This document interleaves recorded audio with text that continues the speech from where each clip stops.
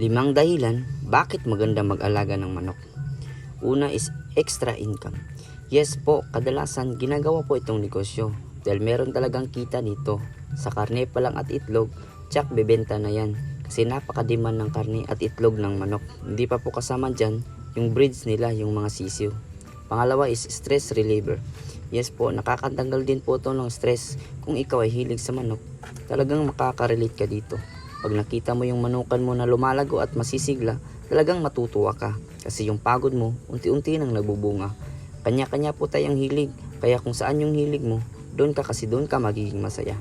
Pangatlo, nagkakaroon ka ng tiwala sa sarili at disiplina. Totoo naman, nagiging responsable ka sa mga bagay-bagay. Kasi sa pagmamanok, talaga dapat responsable ka at may disiplina.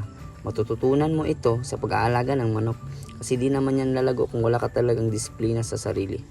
Pang-apat, nakakatipid ka sa gastusin sa pamilya. Yes po, talagang makakatipid ka kasi hindi ka nabibili. Meron ka ng sarili mong supply at pwede kang magbenta. Although maraming nagsasabi na magastos raw dahil sa patoka, 75% ng gastos ay galing sa patoka.